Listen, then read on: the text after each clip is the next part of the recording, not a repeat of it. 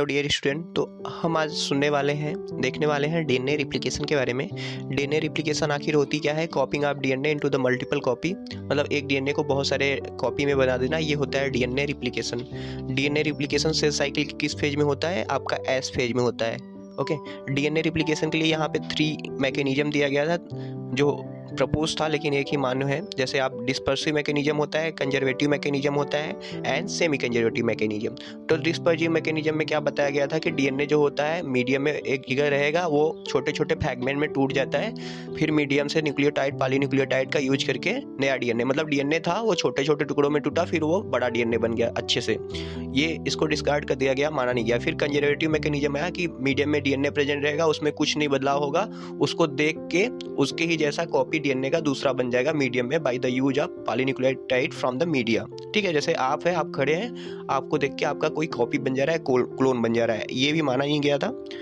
फिर आया semi conservative mechanism DNA replication का। सेमी कंजर्वेटिव मैकेनिज्म कौन दिया था? वाटसन एंड क्रिक दिए थे। ठीक है, एविडेंस किसने दिया था? मेसेल्सन एंड स्टेल ने दिया था 1958 में। ओके, तो यहाँ पे बताया गया जो डीएनए का जो होता है, डीएनए स्टैंड, डीएनए का जो मॉलिक्यूल है वो अपने अपने स्टैंड में अलग होता है, वहाँ बहुत एंजाइम काम करते हैं, आगे हम बात करते हैं। वो क्या होते हैं, डीएनए अपना अलग होता है, फिर मीडियम से पॉलीन्यूक्लियोटाइड का यूज करके एक डीएनए से 2 डीएनए बन जाता है, सेमी कंजर्वेटिव। ठीक है, तो मेसेल्सन एंड स्टाल ने किस एक्सपेरिमेंटल मटेरियल पे काम किया था? वो था एस्केरिया कोलाई आपका। इन्होंने यूज किया था नाइट्रोजन के आइसोटोप N14 एंड N15 का।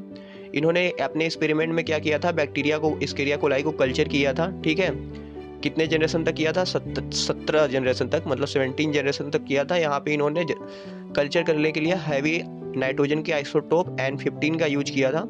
उन्होंने देखा कि आफ्टर 17 जनरेशन क्या हो रहा था, हैवी नाइट्रोजन का जो आइसोटोप था डीएनए में देखा गया बैक्टीरिया के। ठीक है, ये डीएनए का क्या था? हैवी डीएनए बोला गया इसे।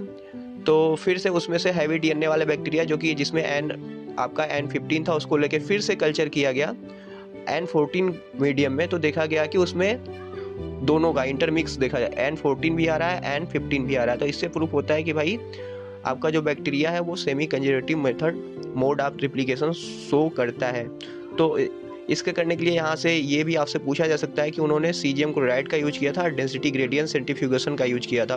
मतलब जब वो डीएनए को रिप्लिकेट करा के लिए अपने ट्यूब में, ठीक है, पीसीआर ट्यूब में लिए, तो उन्होंने जब उसको सेंट्रीफ्यूज कराया तो देखा कि सबसे ऊपर आ रहा था लाइट डीएनए आ रहा था, जिसमें कोई भी नाइट्रोजन के आइसोटोप नहीं थे। बीच में जो आ रहा था वहाँ पे इंटरमीडिएट टाइप का था N14 वाले आ रहे थे, और नीचे जो था हैवी टाइप का N15 टाइप के आ रहे थे। ओके, फिर यूकैरियोटिक में semi conservative method of the chromosome replication किसने दिया था? ये भी आपसे पूछा जा सकता है कि यूकैरियोटिक में किसने दिया था semi conservative mechanism of the DNA replication? तो ये दिए थे टेलर जो भी आप बोल सके, टेलर। ठीक है, यूज किए थे इन्होंने हाइड्रोजन का आइसोटोप। ठीक है, टाइट्रियम का यूज किए थे। किस प्लांट में किए थे? विसिया फैबा में किए थे। ठीक है, फिर यहाँ पे कुछ डीएनए रिप्लिकेशन में अंदर एंजाइम के बारे में देखने से पहले यहाँ पे कुछ और आपके टर्म होते हैं जो आपको देखना चाहिए। डीएनए को क्लासिफाई किया गया था, बेंजर क्या था? जैसे डीएनए का जैसे A डीएनए B डीएनए आप पढ़ते हैं ना, लेकिन आपसे पूछा जाए बेंजर ने डीएनए को कितने भागों में बांटा था, तो उन्होंने 3 भागों में बांटा था, सिस्ट्रान, रेकान एंड म्यूटान। तो सिस्ट्रान क्या होता है? सिस्ट्रान जो होता है हाउस कीपिंग जीन होता है, फंक्शनल जीन होता है। ठीक है, इसमें पूरा ऑल अबाउट इन्फॉर्मेशन होता है, ट्रांसलेशन, प्रोटीन बनाने का इन्फॉर्मेशन होता है सिस्ट्रान के पास। फिर आता है आपका रेकॉन। ठीक है, रेकान जो होता है, इसका ये पार्ट ऑफ डीएनए जो होता है वो पार्टिसिपेट करता है क्रॉसिंग ओवर में, इसके पास इन्फॉर्मेशन होता है कि क्रॉसिंग ओवर कैसे होना है। ठीक है, म्यूटान होता है आपका।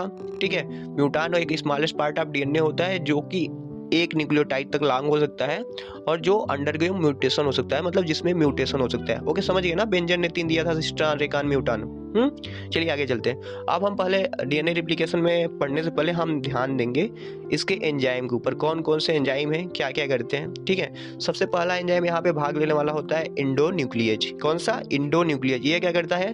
अपना आपका डीएनए जो है डबल स्टैंड है भैया, डीएनए को रिप्लिकेट करने के लिए वहाँ पे एंजाइम उसके अंदर तो जाना चाहिए। तो डीएनए क्या करता है? निक करता है। निक मतलब कट लगाना, एक जगह से डीएनए के एक स्टैंड को कट लगाता है जहाँ से सारे डीएनए रिप्लिकेटिंग एंजाइम उसके अंदर जाते हैं। ठीक है, तो फिर ये हो गया इंडोन्यूक्लियेज का काम। फिर हेलिकेज आता है। हेलिकेज क्या करता है? आपका जैसा पता है डीएनए जो होता है हाइड्रोजन बॉन्ड से बॉन्ड होता है ना, तो वो हाइड्रोजन बॉन्ड को ब्रेक करता है, अनबाइंड करता है डीएनए हेलिक्स को। यह काम करने के लिए एटीपी का भी यूज करता है, आप याद रखेंगे। और डीएनए हेलिकेज का रोल डीएनए रिप्लिकेशन के साथ साथ ट्रांसक्रिप्शन में भी होता है। ट्रांसक्रिप्शन में भी डीएनए को अनबाइंड करना पड़ता है। टोपोआइसोमरेज 2 तरह का होता है, दूसरा enzyme topoisomerase first and second, दोनों के बारे में बात करेंगे। टोपोआइसोमरेज फर्स्ट क्या करता है, ये हेलिकेज अकेला नहीं काम कर सकता, उसको एक दोस्त चाहिए। वो कहेगा भाई नहीं मैं अकेले काम नहीं करूंगा, तुम साथ चलोगे तभी हाइड्रोजन बॉन्ड को कट करूंगा। तो हेलिकेज और टोपोआइसोमरेज फर्स्ट दोनों साथ मिलकर हाइड्रोजन बॉन्ड को कट करते हैं, ठीक है, अनबाइंड करते हैं, हेलिकल नेचर को खत्म करते हैं, उसे पैरेलल लाते हैं, ठीक है।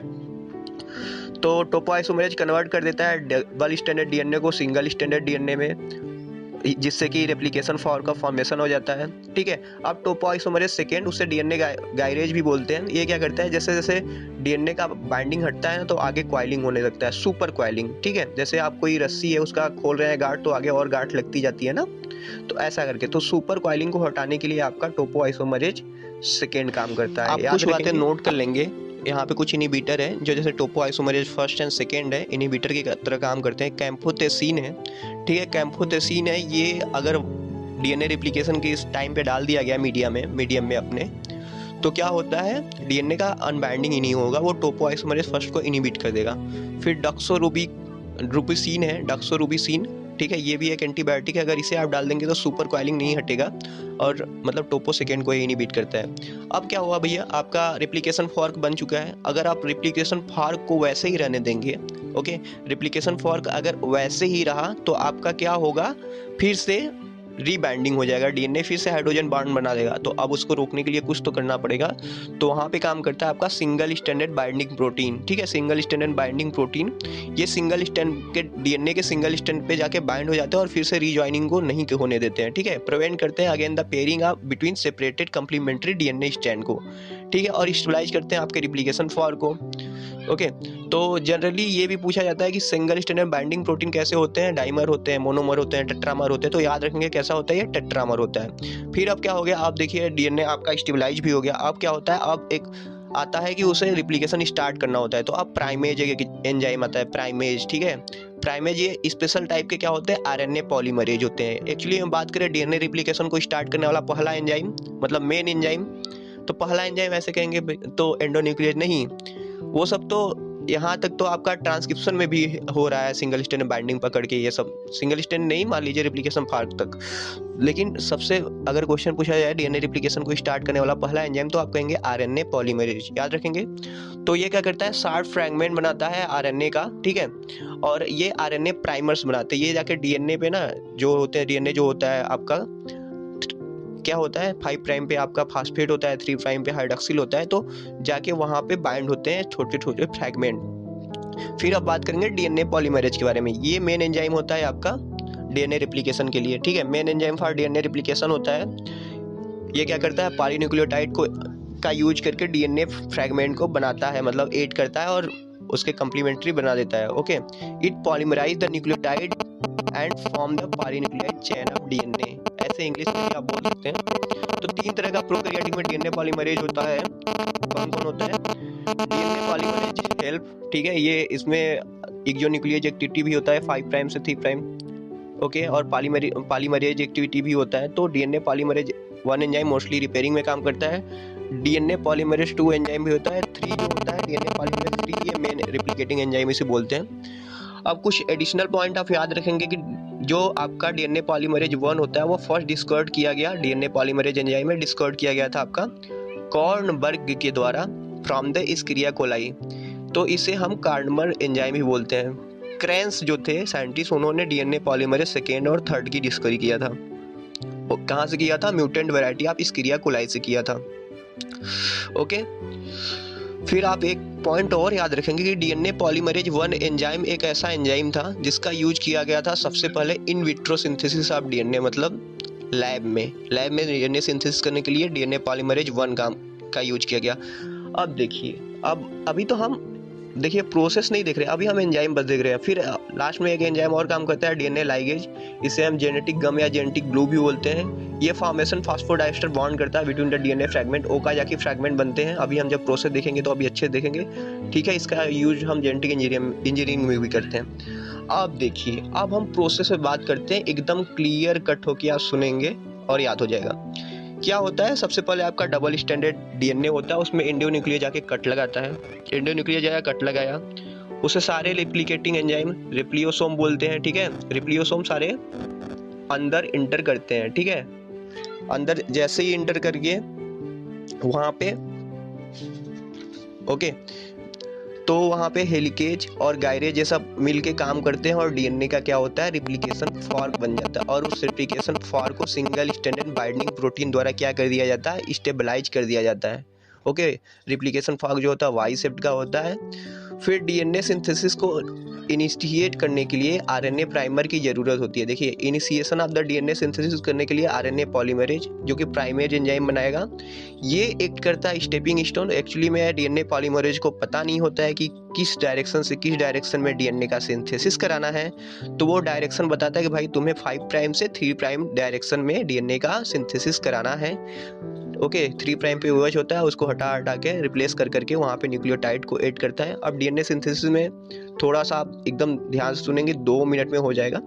लीडिंग स्टैंड होता है, लैगिंग स्टैंड होता है, बहुत पूछा जाता है। लीडिंग स्टैंड जो होता है आपका, वो डीएनए जो होता है वहाँ वो 3 प्राइम से 5 प्राइम होता है, और उसमें डायरेक्ट 5 प्राइम से 3 प्राइम सिंथेसिस होता है डीएनए का, कंटिन्यूअस डीएनए का सिंथेसिस होता है, ठीक है। कंटिन्यूअस डीएनए का सिंथेसिस कहाँ पे होता है आपका, लीडिंग स्टैंड पे होता है। फिर लैगिंग स्टैंड जो होता है आपका, वो क्या होता है, वो 5 प्राइम से 3 प्राइम होता है, तो ये इसे अंदर से बाहर की ओर उसे डायरेक्शन मिलता है 5 प्राइम से 3 प्राइम, इसलिए यहाँ पे फ्रैगमेंट में डीएनए का सिंथेसिस होता है, जिसे ओका जाके फ्रैगमेंट बोलते हैं। बाद में ये फ्रैगमेंट को सील कर दिया जाता है डीएनए लाइगेज के द्वारा। ओके, तो बहुत ही सिंपल तरीके से एक बार मैं सम अप करना चाहूँगा। देखिए क्या हुआ, डीएनए था डबल स्टैंडर्ड, वहाँ पे टोपोआइसोमरेज ने कट लगा दिया, सारे एंजाइम अंदर गए, हेलिकेज और गायरेज मिलके हाइड्रोजन बॉन्ड को तोड़े, आपका क्या बना, रिप्लिकेशन फॉर्क। आगे कॉइलिंग पड़ रही थी, डीएनए गायरेज गया, उस सुपर कॉइलिंग को भी हटा दिया, फिर क्या रेप्लिकेशन फॉर्क बन रहा है, उसको स्टेबलाइज कर दिया सिंगल स्टैंडर्ड बाइंडिंग प्रोटीन ने।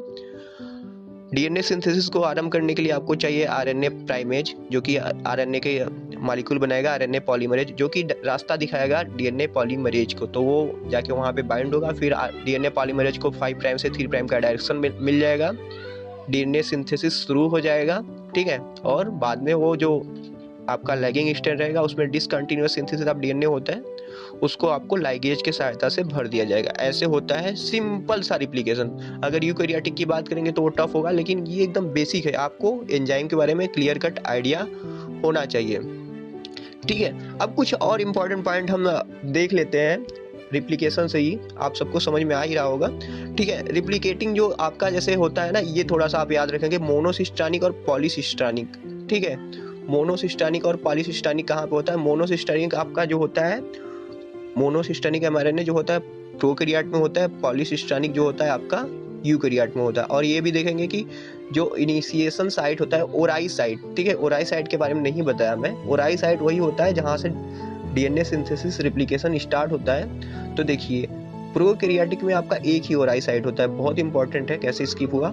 ओराई साइट प्रोकैरियोटिक में एक होता है, जबकि यूकैरियोटिक में बहुत सारा होता है। ऐसा आप सोच सकते हैं कि प्रोकैरियोटिक का डीएनए तो छोटा सा है, तो छोटा सा है तो भाई वो एक जगह से हो जाएगा। जैसे आपको अपने घर के पास से मेन सड़क से खड़ंजा लगाना है, ईंट लगाना है, तो आप घर के लोग मिलके बना लोगे, लेकिन बहुत लंबी सड़क बनानी है तो वहाँ एक जगह से तो बनेगी नहीं, हर जगह बनेगी ना, कई जगह लोग काम करेंगे, तो वो ही होता है, कई जगह से वहाँ ओराई रहेगा, डीएनए रिप्लिकेशन होगा तब होगा। ओके, तो कुछ इंपॉर्टेंट पॉइंट देख लेते हैं। रिप्लिकेटिंग जो डीएनए होता है, अगर उसे help of microscope, electron microscope से देखा जाए ना, तो रिप्लिकेटिंग एरिया जो होता है ना, वो आई आर बबल शेप का दिखता है, उसे रिप्लिकान बोलते हैं, आप याद रखेंगे। अब ये भी याद रखेंगे, जैसे मैं लीडिंग स्टैंड और लैगिंग स्टैंड की बात किया, तो आप याद रखें लैगिंग स्टैंड में जो डीएनए पॉलीमरेज काम करता है वो मोस्टली होता है डीएनए पॉलीमरेज 1, और लैगिंग स्टैंड पे डीएनए पॉलीमरेज 1 करता है, लीडिंग पे करता है DNA polymerase 3। DNA ligase enzyme के बारे में बात किए तो इसे गिलर्ट एंड खुराना ने खोजे थे, ठीक है, ये याद कर लेंगे, ठीक है। ये मैं बता चुका हूँ, डीएनए रिप्लिकेशन में जितने भी एंजाइम भाग लेते हैं, काम करते हैं साथ में, उसे हम कलेक्टिवली क्या बोलते हैं, रिप्लियोसोम बोलते हैं। ओके, रेट कैसा होता है अगर डीएनए रिप्लिकेशन की बात करें, रेट, तो बैक्टीरिया में ये रेट बहुत ही मतलब क्या बोले तो फास्ट होता है, क्योंकि वो बहुत सिंपल है। तो इसमें क्या होता है, 2000 बेस पेयर पर सेकेंड जोड़ा जाता है, लेकिन मेमएस में आपको प्रूफ रीडिंग भी करना है कि कोई मतलब गड़बड़ ना हो जाए, नहीं तो म्यूटेशन हो जाएगा। तो मेमएस में मोस्टली देखा गया है लगभग 100 बेस पेयर पर सेकेंड जोड़ा जाता है।